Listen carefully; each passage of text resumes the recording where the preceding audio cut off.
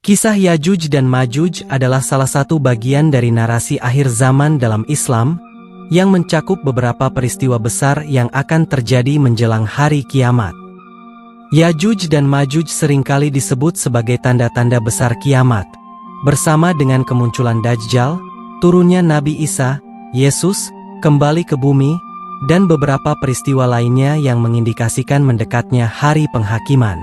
Dalam tradisi Islam, Yajuj dan Majuj dikenal sebagai entitas yang sangat kuat dan destruktif, yang akan keluar dari pengurungan mereka pada waktu yang telah ditentukan oleh Allah Subhanahu wa Ta'ala untuk membawa kehancuran besar di bumi. Sebelum membahas lebih jauh, penting untuk memahami siapa Yajuj dan Majuj ini, dari mana asal-usul mereka, dan bagaimana mereka berperan dalam narasi akhir zaman. Keturunan Yafits, putra Nabi Nuh.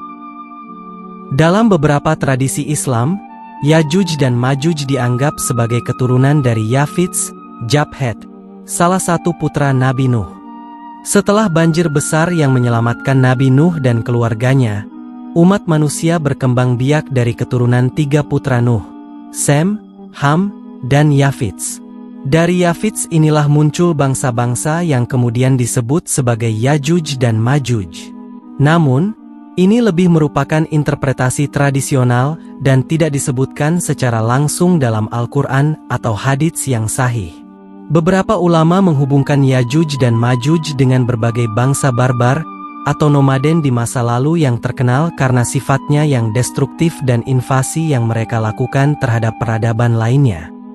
Dalam berbagai sumber Islam, Yajuj dan Majuj digambarkan sebagai makhluk atau bangsa yang sangat kuat, ganas, dan memiliki jumlah yang sangat banyak. Mereka seringkali disebut sebagai kekuatan yang tidak bisa dihentikan, yang ketika keluar dari pengurungan mereka, akan membawa kehancuran dimanapun mereka berada. Secara fisik, ada berbagai riwayat hadits yang menggambarkan Yajuj dan Majuj dengan ciri-ciri tertentu, meskipun deskripsi ini lebih bersifat simbolis daripada literal. Sebagai contoh, beberapa riwayat menggambarkan mereka sebagai makhluk dengan wajah lebar, mata kecil, dan memiliki kekuatan luar biasa. Jumlah mereka sangat banyak hingga digambarkan seperti gelombang air yang terus-menerus menerjang. Sebagian ulama memaknai bahwa gambaran ini mungkin merupakan kiasan untuk menunjukkan betapa dahsyatnya kekuatan mereka dan betapa banyaknya jumlah mereka. Kisah Yajuj dan Majuj pertama kali disebutkan dalam Al-Quran dalam konteks kisah Dzulkarnain, seorang raja yang sangat kuat dan bijaksana, yang diberi kekuasaan oleh Allah untuk memerintah di berbagai wilayah di dunia. Kisah ini diceritakan dalam surat Al-Kahfi, dimulai dari ayat 83 hingga ayat 98. Al-Quran tidak menyebutkan secara eksplisit siapa Dzulkarnain itu, namun banyak ulama dan sejarawan yang berusaha mengidentifikasinya dengan berbagai tokoh sejarah. Sebagian menyebut Dzulkarnain sebagai Alexander Agung, sementara yang lain mengidentifikasinya sebagai Cyrus the Great dari Persia. Ada juga yang berpendapat bahwa Dzulkarnain adalah seorang raja yang hidup jauh sebelum masa kedua tokoh sejarah tersebut. Dalam kisah ini, Dzulkarnain melakukan perjalanan ke berbagai penjuru dunia. Pada suatu saat, ia sampai di antara dua gunung, di mana ia bertemu dengan sebuah kaum yang hidup dalam ketakutan karena serangan dari Yajuj dan Majuj. Kaum ini berbicara dalam bahasa yang sulit dimengerti, namun mereka berhasil menyampaikan kepada Dzulkarnain bahwa Yajuj dan Majuj sering keluar dari tempat mereka dan merusak wilayah kaum tersebut, menghancurkan tanaman, dan mengambil hasil panen mereka. Kaum tersebut meminta bantuan kepada Dzulkarnain untuk membangun penghalang antara mereka dan Yajuj serta Majuj. Mereka bahkan menawarkan upah kepada Dzulkarnain, tetapi ia menolak, dengan mengatakan bahwa apa yang telah diberikan oleh Allah kepadanya sudah lebih dari cukup.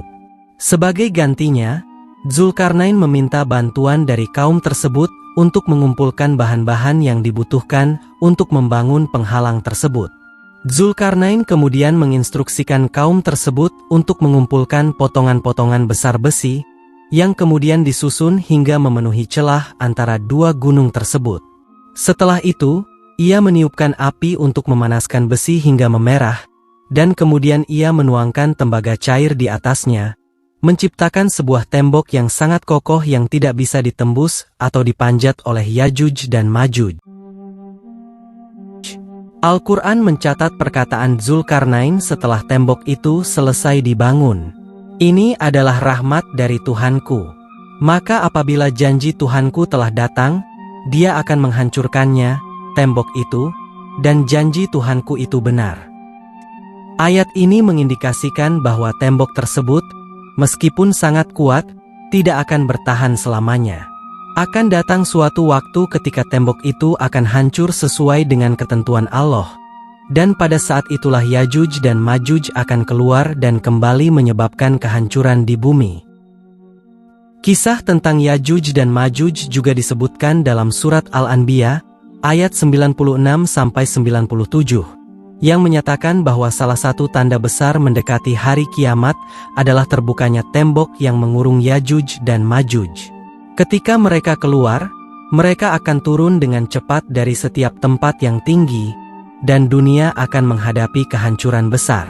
Ayat-ayat ini mengindikasikan bahwa keluarnya Yajuj dan Majuj adalah peristiwa yang sangat besar, yang akan mengubah dunia dan menyebabkan kekacauan di mana-mana. Ini merupakan salah satu dari tanda-tanda besar kiamat yang menandakan bahwa akhir dunia sudah sangat dekat. Yajuj dan Majuj sebagai tanda besar kiamat. Nabi Muhammad SAW dalam berbagai hadits menggambarkan keluarnya Yajuj dan Majuj sebagai salah satu dari tanda-tanda besar kiamat yang akan terjadi sebelum datangnya hari kiamat.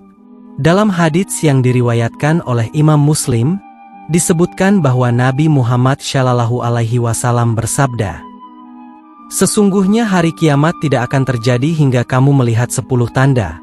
Munculnya asap, Dajjal, binatang, terbitnya matahari dari barat, turunnya Isa bin Maryam, Yajuj dan Majuj, 3 gerhana. Gerhana di timur, gerhana di barat dan gerhana di Jazirah Arab, dan yang terakhir adalah api yang keluar dari Yaman menggiring manusia ke tempat berkumpulnya mereka." Hadits ini menempatkan Yajuj dan Majuj dalam konteks tanda-tanda besar lainnya yang akan terjadi sebelum kiamat. Munculnya Yajuj dan Majuj akan terjadi setelah beberapa peristiwa besar lainnya, termasuk kemunculan Dajjal, turunnya Nabi Isa, dan berbagai tanda alam lainnya. Dalam hadits lain, Nabi Muhammad SAW menggambarkan jumlah Yajuj dan Majuj sebagai sangat banyak, bahkan dibandingkan dengan umat manusia pada umumnya.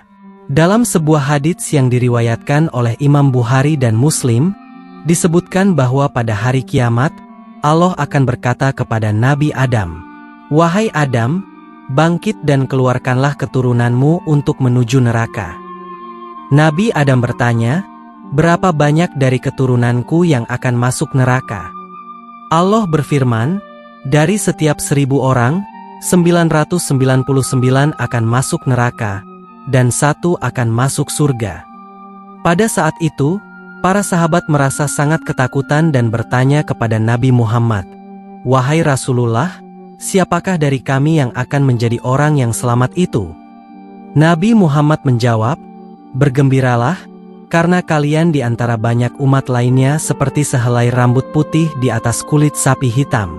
Yajuj dan Majuj adalah dari keturunan Adam, dan dari mereka akan keluar 999, dari setiap 1000 yang akan masuk neraka, dan 1 dari kalian, umatku, yang akan masuk surga. Riwayat Bukhari dan Muslim. Hadits ini menggambarkan betapa banyaknya jumlah Yajuj dan Majuj, yang menunjukkan bahwa mereka adalah kekuatan besar yang sangat dominan dalam narasi akhir zaman. Jumlah mereka yang sangat besar ini juga mencerminkan potensi kerusakan dan kehancuran yang akan mereka sebabkan ketika mereka keluar dari pengurungan mereka. Keluarnya Yajuj dan Majuj dan kehancuran mereka. Nabi Muhammad SAW juga menjelaskan dalam beberapa hadits bagaimana Yajuj dan Majuj akan keluar dan menyebarkan kehancuran di seluruh dunia, serta bagaimana akhirnya mereka akan dimusnahkan oleh kehendak Allah. Dalam hadits yang diriwayatkan oleh Imam Muslim, Disebutkan bahwa setelah Yajuj dan Majuj keluar, mereka akan menimbulkan kehancuran besar, meminum air dari sungai-sungai besar hingga kering, dan menghancurkan segala sesuatu yang ada di hadapan mereka. Orang-orang akan terpaksa berlindung dan mengungsi ke tempat-tempat yang lebih aman. Nabi Isa, yang pada saat itu telah turun kembali ke bumi, bersama dengan para pengikutnya akan berdoa kepada Allah untuk membebaskan dunia dari kehancuran yang dibawa oleh Yajuj dan Majuj.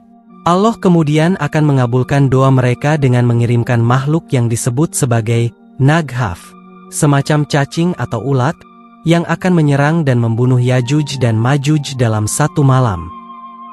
Seluruh pasukan Yajuj dan Majuj akan mati, dan bumi akan dipenuhi dengan jasad-jasad mereka yang membusuk.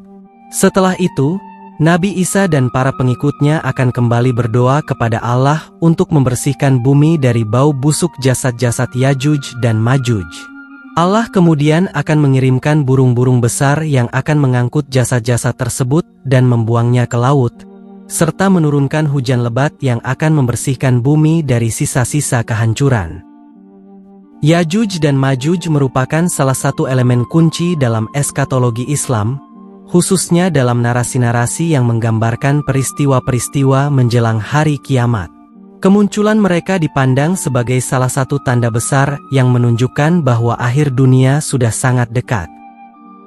Dalam konteks ini, Yajuj dan Majuj bukan hanya dianggap sebagai ancaman fisik, tetapi juga sebagai simbol dari kekacauan besar yang akan melanda dunia sebelum akhirnya keadilan dan kedamaian dipulihkan oleh Allah melalui perantaraan Nabi Isa dan tanda-tanda besar lainnya.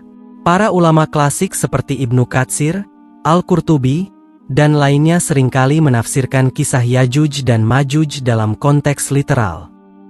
Mereka menggambarkan Yajuj dan Majuj sebagai dua suku atau bangsa yang benar-benar ada, yang saat ini masih terkurung oleh tembok yang dibangun oleh Dzulkarnain.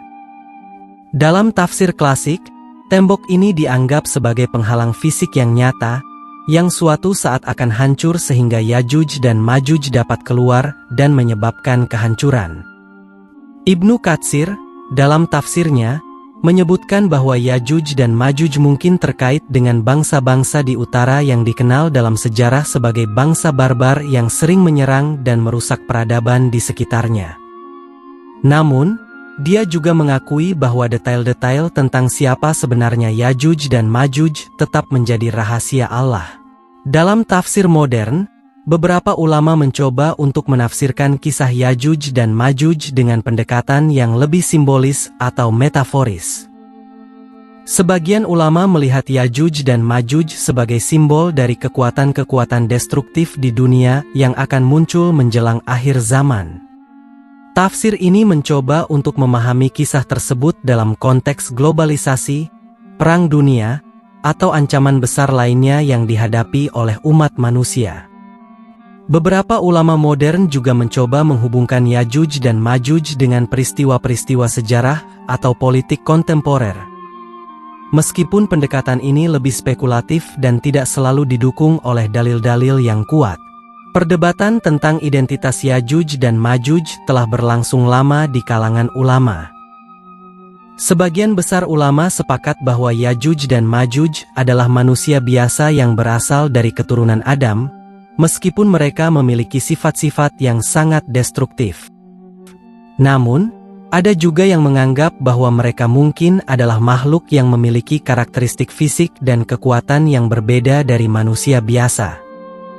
Pandangan yang lebih moderat cenderung menganggap Yajuj dan Majuj sebagai bagian dari umat manusia, tetapi dengan jumlah yang sangat besar dan kekuatan yang luar biasa, yang akan menjadi ancaman besar bagi dunia pada akhir zaman. Meskipun kisah Yajuj dan Majuj menggambarkan kehancuran besar yang akan terjadi pada akhir zaman, kisah ini juga membawa pesan harapan bagi umat Islam. Pada akhirnya, kehancuran yang dibawa oleh Yajuj dan Majuj akan diikuti oleh pemulihan dan kedamaian yang dipimpin oleh Nabi Isa AS. Ini mengajarkan bahwa meskipun dunia mungkin menghadapi tantangan besar, Allah Subhanahu wa Ta'ala selalu memiliki rencana yang lebih besar dan lebih baik bagi umat manusia, dan bahwa keadilan dan kebenaran akan selalu menang pada akhirnya.